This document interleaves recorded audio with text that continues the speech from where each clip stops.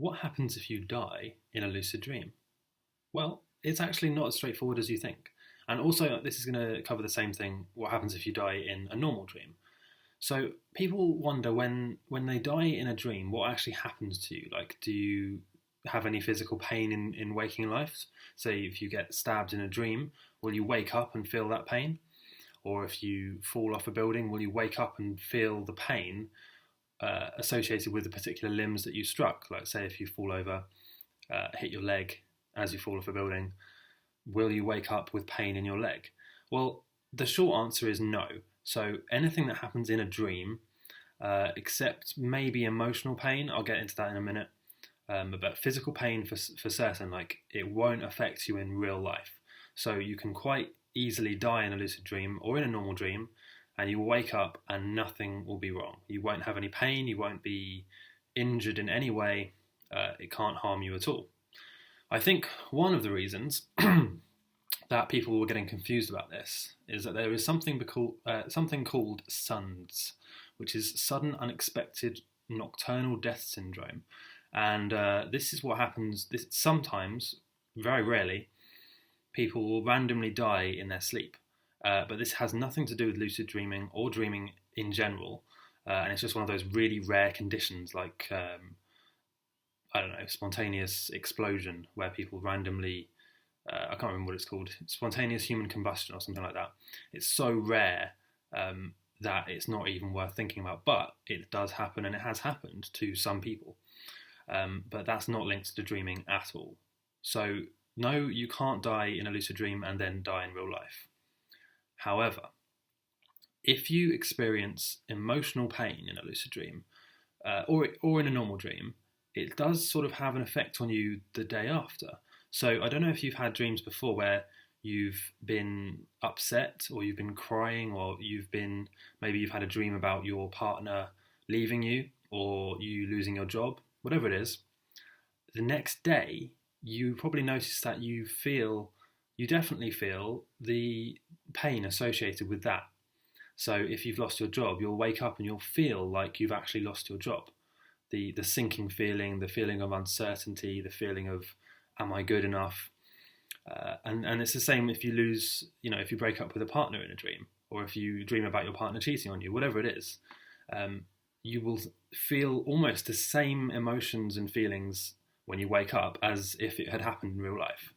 And that's because really your brain has a really hard time telling the difference between things that have actually happened and things that happened in a dream, or things that you imagined or sort of went through in your head.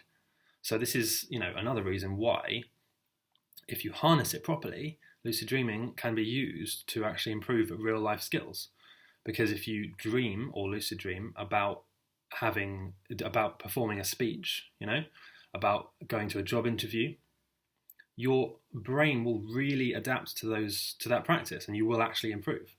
So on the one hand, you can experience real pain associated with dreaming about a breakup, a loss of your job, losing a limb, whatever it is.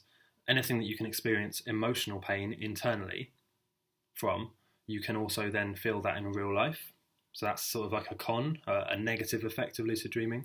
However, you can also take it the other way, and you can actually practice real life skills in a dream and then improve at those in real life. And I know that a lot of you probably are thinking that's nonsense. Well, it's not. It's actually been proven. And I'll try and, if I remember, link to some studies in the description. But you can definitely find the links to the research supporting that in my blog post, which I wrote on howtolucid.com. If you just type into Google, practicing real life skills in a lucid dream or something like that, however you would phrase it, my article should come up on the first page from howtolucid.com.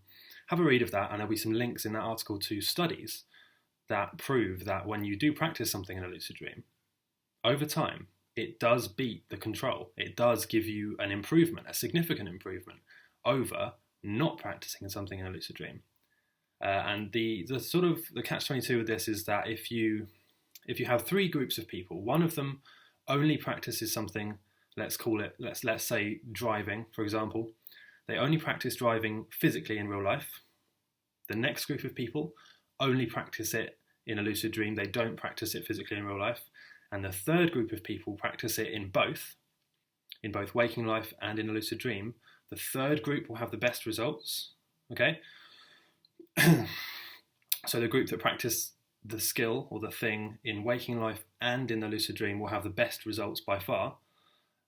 Then second best is the people that only practiced it in real life, and third best, the worst, is only practicing in a lucid dream. So you do need to practice it in real life and in a lucid dream in order to see the best results. You won't, like what I'm saying is you can't learn to drive just by dreaming about it, because that's ridiculous. You can't improve at a martial art just by dreaming about it. But when you combine lucid dreaming with practicing it in real life, you almost double the rate at which you can improve at that skill. And this goes for many things. This goes for languages, any physical skills involving like hand-eye coordination, anything involving creativity, writing, critical thinking, almost anything. So it's really quite powerful when you think about it like that. So going back to my original point, no, you cannot die in a lucid dream and it affects you physically in waking life. You can experience an emotional pain, sort of crossover, but then you can also use this link between the dream world and the waking world to improve real life skills, and that'll be another video another time. So go ahead and subscribe, and also if you're still here at this point and you haven't sort of got bored, please click the like button, leave a comment, and maybe if you have a question, leave that as a comment as well, and go ahead and subscribe, and I'll see you in the next one.